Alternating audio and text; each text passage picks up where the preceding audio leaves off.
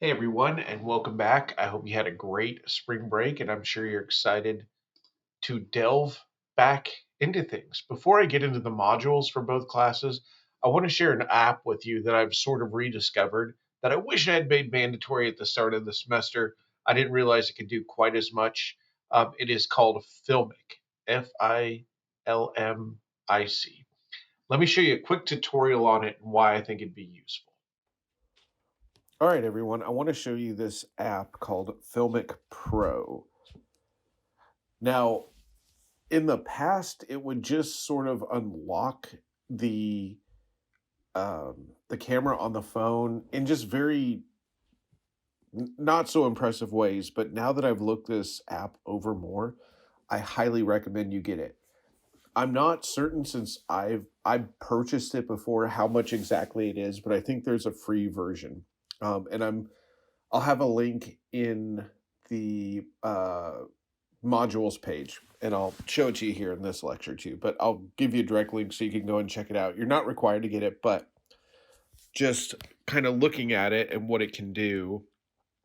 Um, I'm holding it vertically right now. Obviously, you don't want to do it, but if I turn it now, the videos it's not going to self correct. But you can see up at the top, there's some audio levels, so you can adjust or set automatic gain control. I would never do that, but you could if you wanted to, depending on if you have how you set up your dialogue. So you have that as an option. You can put grids. So if you want to do frame for the thirds, like we've talked about, like if I have something at where those lines intersect, that's usually where the eye is drawn. Just kind of balances out your picture for you. Um, you have some different settings you can get into. One that I noticed that I thought was pretty cool is you can set it to the cinematic stabilization, and it's just going to give you smoother movement in your shots. Um, you don't have to use it, but worth trying out if you get it. Most of these are locked up, but there's different. I haven't played with a lot of these things on here, so um, a little bit more advanced. Um,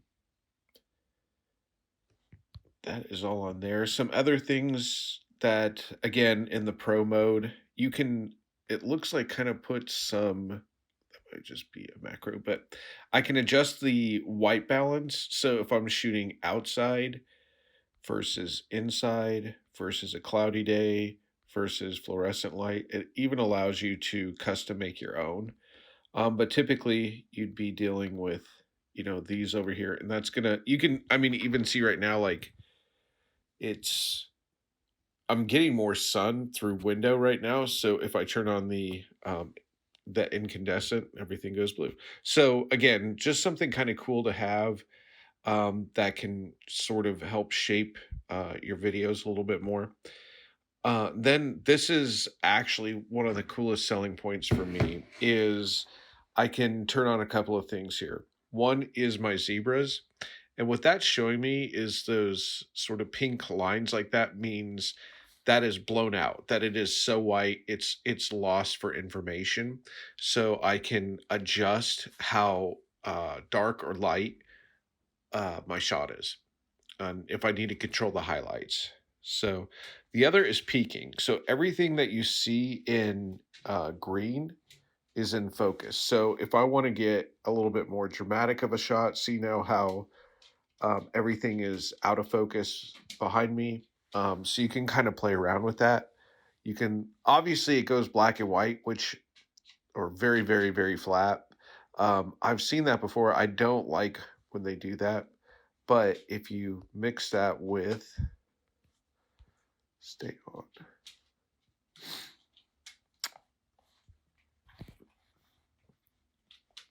I'm sorry for the noise behind me. There we go. My dog behind me needs her nails trimmed, and she's decided to walk in right as I've been recording. Okay, so I have that turned on, and now when I can get into my exposure control, and I start to, I'm sorry, that's zoom. Don't want zoom.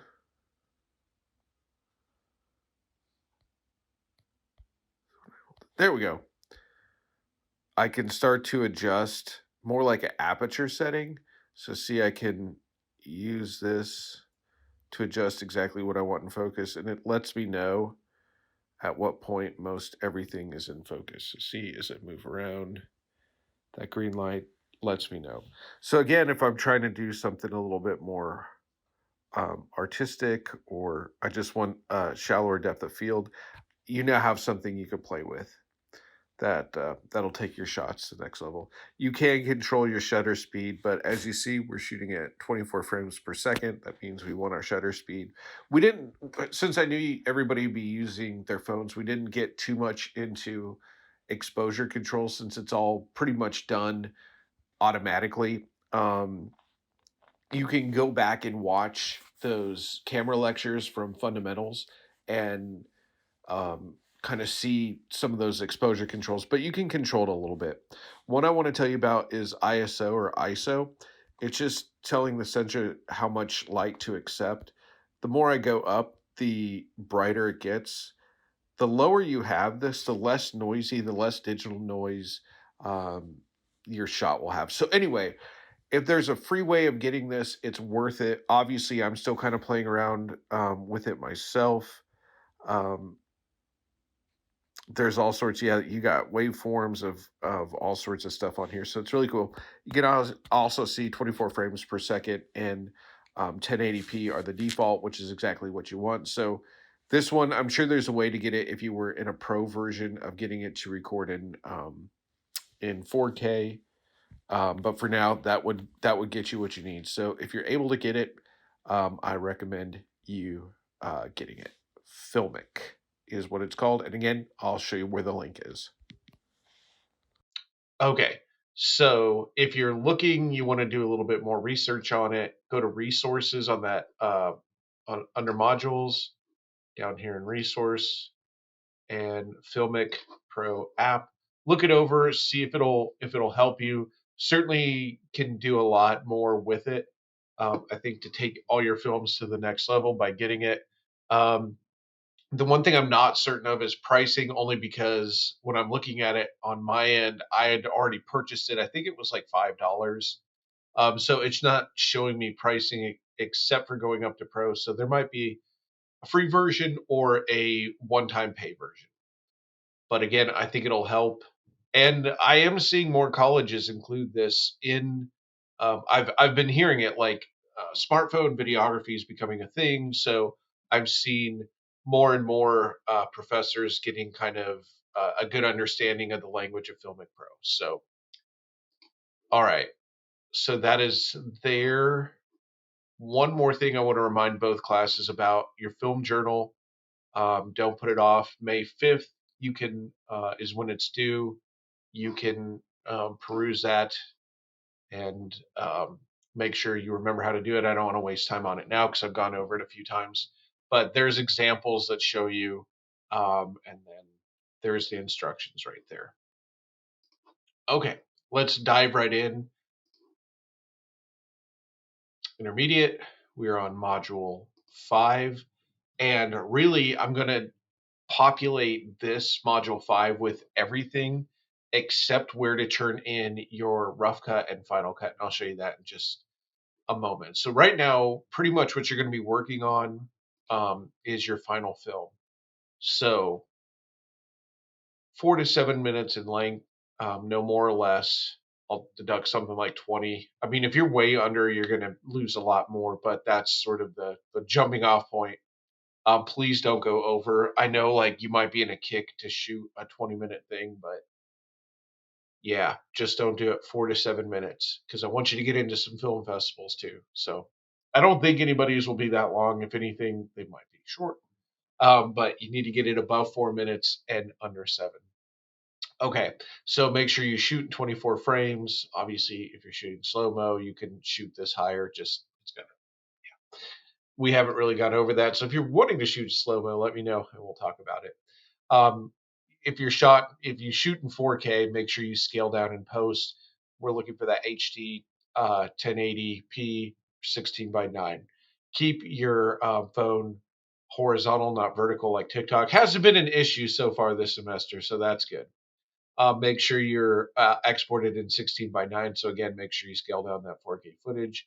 Sometimes you'll hear that mastered in 2K or mastered in 1080. Same thing. Make sure for the Final Cut that it's a high resolution export. And uh, I just reshared another export lecture that I kind of go over on the best steps you want to take for that. Don't upload the wrong file. Play it back on your end. Make sure it plays. Make sure you're uploading the right file. Um, your film must have the following: 5 seconds of black with a title card, your name, date exported, running time. That's the running time for the whole length of the movie, not the file duration. So it'll give you an. I mean, I'm not imagining any of you are going to have long credits or anything. So you can make a title card um, or a title at the start of the film. I'd kind of like this. Oh, there. I was looking around for where to put this. I want these at the end. Okay, not at the beginning. So right here, put this at the end of the film. This is stuff, if you were to get it wrong and put these at the beginning and when you did your rough cut, that's fine. Um, but just because I'm hoping you get into some film festivals, just put those at the end, like credits. But you can put a title at the start of the film. So for the production, what am I looking for? Clean audio, balanced voices, and the music isn't blasting. Are your shots in focus where they're supposed to be? Obviously, if you're shooting shallow depth of field or um, there's an artistic reason for something to be out of focus, whatever that might be, that's fine. But if you have run of the mill shot where there's information that I should be taking away, that information to help me along in the narrative, you want those shots in focus. There has to be some kind of lighting scheme. If you're shooting in a bedroom and it suddenly goes from if the light's unmotivated, if it's just chaotic, suddenly it's dark. Are you balanced in lighting, so to speak? Is there an effort in production design? Just really try. That's what's going to make it look a little bit more appealing, better. Is to incorporate some kind of production design and good blocking with actors. What I tend to find, and it's okay because I get the classes what the class is. Try and get your actors to take it seriously, even if they're like a sibling, a spouse, a friend, whatever. Try and get them to take it seriously. Um, they're not going to win an Academy Award, but take it seriously. And they'll take it as seriously as you are and as much as you tell them to be. All right, so that's the long and short of your film that you have just done your second draft on. Okay. So what you're going to be working on for this module is a lookbook. We've done this before, and I'm using lookbook here a little bit loosely. If you recall, and if you do recall this, you don't have to do all of this. Um, the Elevator Affair, little movie I did when I was in college. So you can watch the movie, look at the lookbook, and then watch the explanation for it, and then here's the assignment that goes with it. Now, I'm doing this for you, not for me necessarily. I want you to think of things like characters, locations, costumes, colors, and anything that you want. Okay, so you have 6 categories you can pick. Here's 4 of them.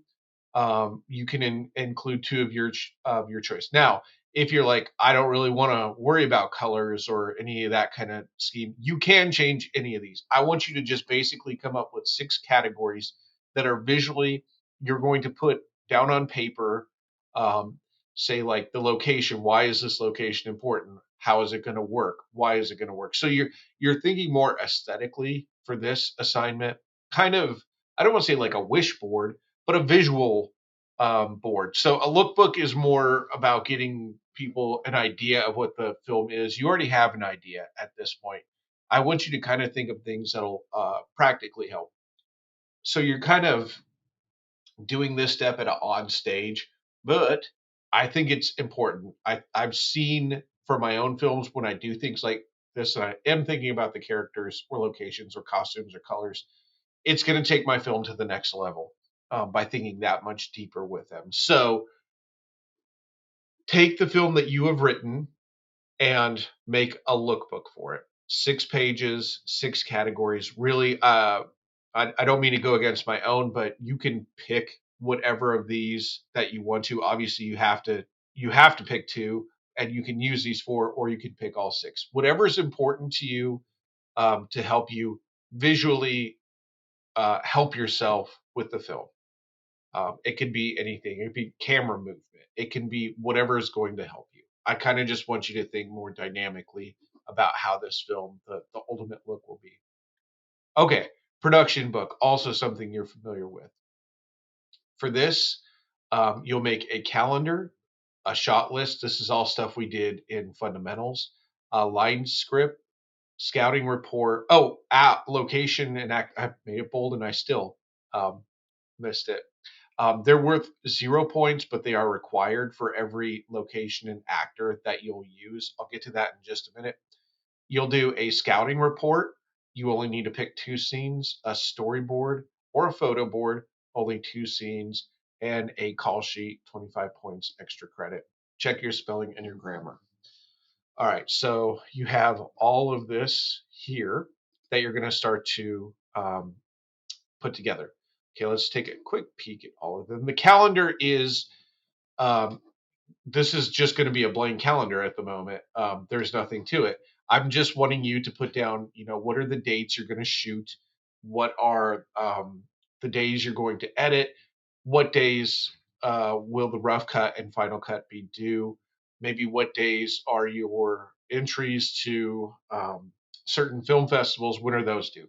So this is just to keep you organized and as you kind of study this module more, you'll start to see due dates and what course we'll go over. Shot list template. Just want me to download.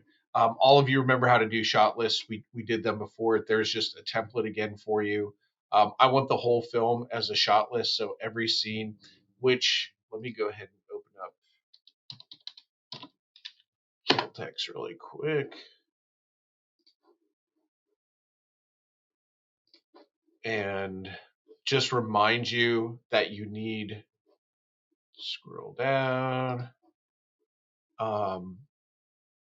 This is why it's a little bit easier if everybody used Celtex for this coming up right here. This is this. So you need these C numbers right there. I think I don't have them in front of me, but I know one of them did.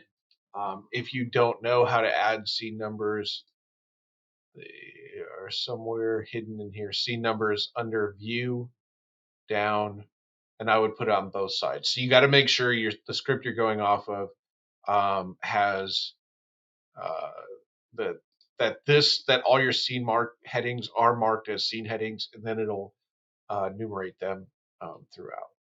It's a pilot I'm working on.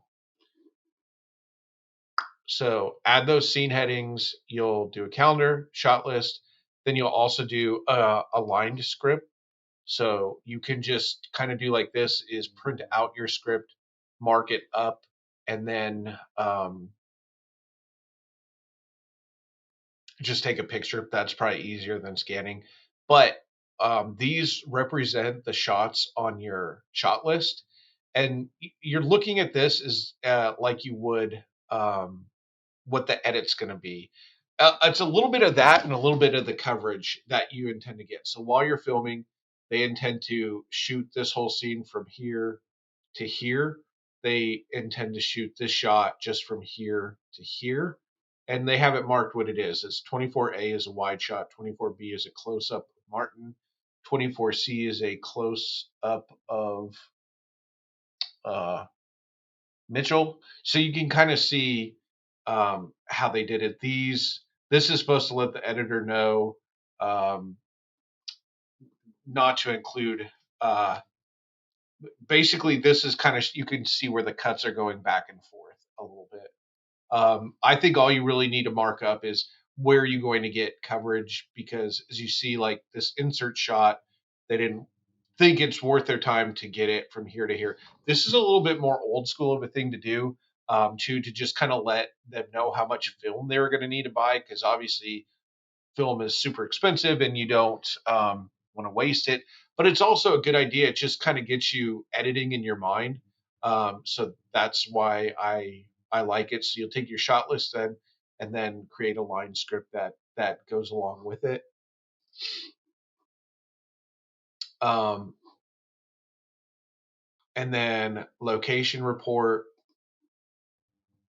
You will pick two locations for this, and you just kind of fill them out ahead of time. Some of you, if you have just one, you only need to do one. You lucked out. You could do one end of where you're filming to another, which is technically a different location. If they're far enough that you have to switch fuse boxes, it's kind of deemed a different location. Um, and then storyboard template. You can do this however you want. If you want to take pictures, you can just post pictures in something and create your own, but there's a good template. You can draw them if you want to as well. I am not an artist, so I'd never do that. And the storyboard is just two scenes. You don't need to do all of it. Okay, location release and actor release form. Um, they're pretty boilerplate. If you're not sure, and you can see they're kind of old date of taping. Um, if you're not sure, like you're gonna shoot at the disc golf course outside, like who do I get a? Oh, this is talent release. Anybody who is in your film has to sign one, even if it's yourself, just to get you in the habit. Location release is pretty much the same thing. Um, just you can a couple people maybe go to Dr. Coppersmith and get him to sign it.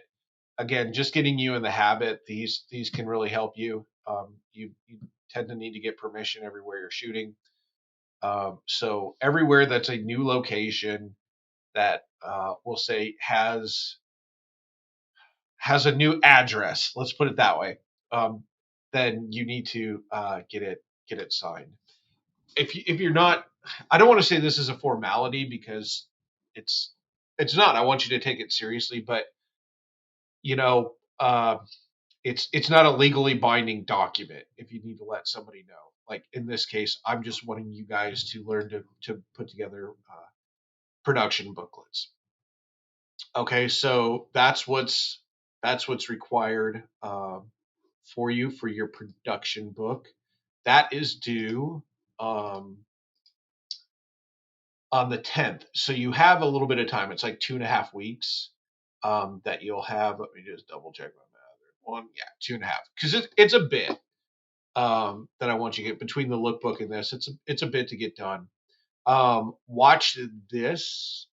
This is just a tutorial on using good exports, color grading, and a little bit of audio uh, tweaking that you can do. So please watch this before you export your rough cut at a minimum. So you don't have to do it this week, but you need to watch it before. Because if you come at me and you're like, oh, I'm not sure how to do something, I'm going to tell you to go watch this before I explain it. Okay, film festivals. Remember, you're required to submit your final film to two festivals. Um, and one of them is the Arkansas Indie Fest, which is SAU's. So basically, you'll submit. I don't know if it's open yet. Dr. Coppersmith knows.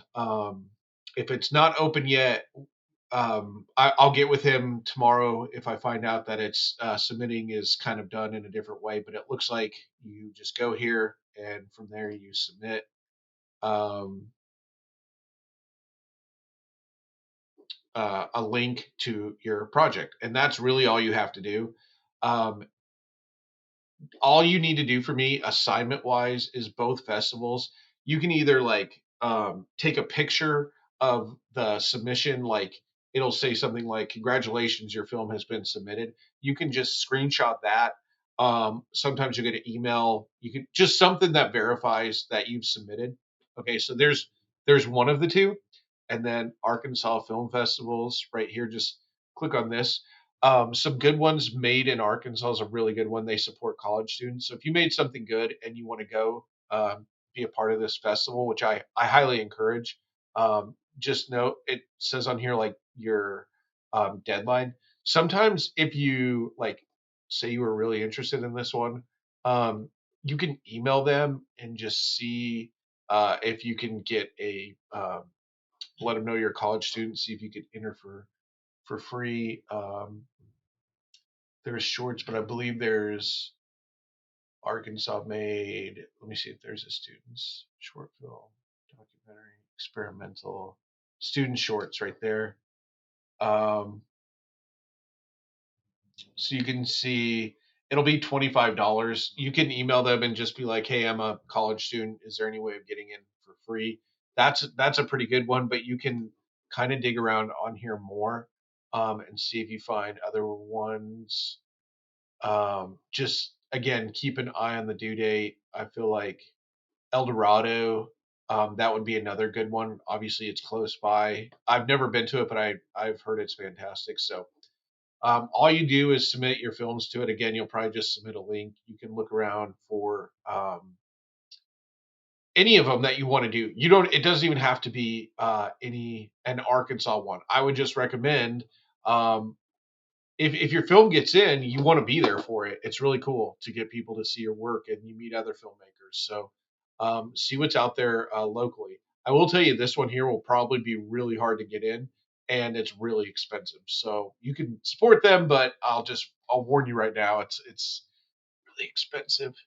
It's the most expensive one I've ever submitted to. So that is where you will turn in that.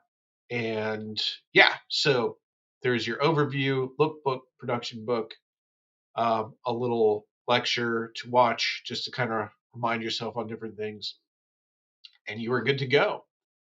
So that is all I have for. I've probably been saying I'm really tired. Intermediate. I think I said independent earlier. I'm just realizing. All right. Email me if you have any questions.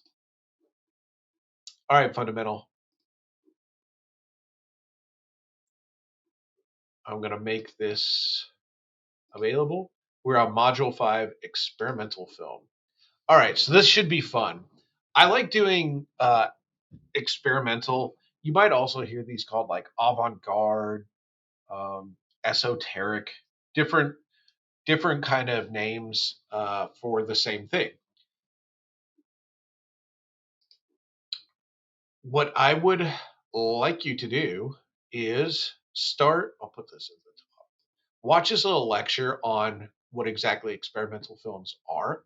Um, Here are a couple of experimental film examples from students, and this is one a couple years ago from a SAU student that I thought was really well done. I'm not sure how this got in here, but this is another little lecture worth a watch. Export settings aspect ratio. You should all know this right by now. And then your assignment.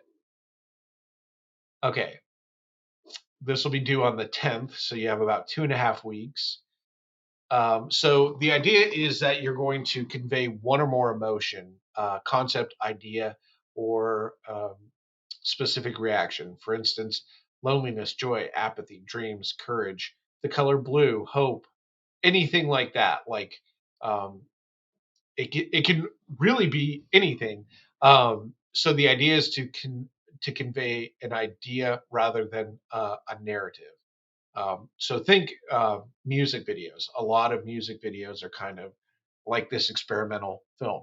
Um, there are no specific requirements or rules, but you must be able to defend your choices and clearly demonstrate the idea. It just can't be random, nonsensical shots. Sometimes we think of that, like when we think of European art house experimental films, is just it's like, okay, what does this mean? No one will ever know. So that we don't want. Okay, so it's a minimum of 1 minute and a maximum of three. Audio's not required, but you can have it to include things like dialogue, music, or sound effects. In fact, sound can be a huge or major part of what you're doing too. So you should include a title with your name and the idea. or concept or whatever over 3 seconds of black. Um, Shots must be clear, focused, framed, 16 by 9, and defensible. Meaning, if I'm like, hey, you just seem to have spun a camera around for 3 minutes with no real point. Um, Shot in 4K or 24 frames per second. If you shoot in 4K, make sure you scale down in post. Keep your camera, phone horizontal, not vertical, unless it's an aesthetic choice and done for a very specific reason. Shouldn't have even put that out in the universe, but and then export in 16 by 9 and a high resolution for your Final Cut. So you can get an 80, or I'm sorry, 100, 85, 75, 50, or 0. You can look over these for kind of where they relate. But if you put forth effort and you should get 100% on this. Um, but I'm looking for clean audio balance so voices can be heard and music isn't blasting. Your focus, in focus shots, some kind of lighting scheme. Again, maybe you're doing light, so light is all over the place. It's fine. Um, Balance lighting might be a better way, and an effort in some kind of production design. So I'm wanting you to more or less look at um, how different stories can be told, how you can convey something without just saying it, right? How do you show it? So one last aspect of this module is I'd like you to pick one of the four of these films. Tree of Life. This stars Jessica Chastain, Brad Pitt, Sean Penn. One of my favorite movies. Um, I probably saw it 5 times in theaters, and it got to a point where I started to count how many people left. Um, it's a tough watch in that it's one any of these films when you sit down, turn your phone off, and really focus. You know, the more you're in a distraction-free environment and you open yourself up educationally, you're going to see amazing things. So, Tree of Life deals with mortality, life, faith, purpose, uh, good and evil, all sorts of different great things going on at once. Visually beautiful. They didn't use lights when they shot it. They just used natural light. Very beautiful. Terrence Malick is the director. It's unreal. All right, the next film is 2001: A Space Odyssey. If you like science fiction, this is the quintessential. This has been called um, by like Steven Spielberg. I've heard him say that this is the perfect movie. Again, it's a little different. If you like the genre, you have to watch this at some point. It can move a little bit slow for some people, but again, it'll just take your breath away if you give it a chance. Persona is another one that I absolutely love the cinematography in it. I think it's just unbelievable. I really like this film. It's some amazing actresses in it. It is Swedish. It contains some mature themes, so I just don't want it to being like whoa. Or if you have little kids, if they're in the room with this one, it's not awful by any sense of the imagination, but just putting it out there since we're online and not watching this, in a classroom. The next is Breathless. This has a little bit more of a narrative than um, a little bit more straightforward what's going on, but it does some pretty interesting things as far as experimental. So all four are phenomenal. You can pick. I've seen all of them multiple times. So just write 250 words, one page, on how the film you watch is similar and different to traditional Hollywood structured film. What did you notice? What elements made you see how experimental story structure, filming style, things of that nature can be effective? Check your grammar and spelling, write in clear academic sentences. Uh, yeah, that's pretty much all. And same thing, this will be due on the 10th. So um, please email me if you have any questions. And happy filmmaking. I can't wait to see what you come up with. Students tend to wow me a lot with the experimentals. So good luck. I'm looking forward to it.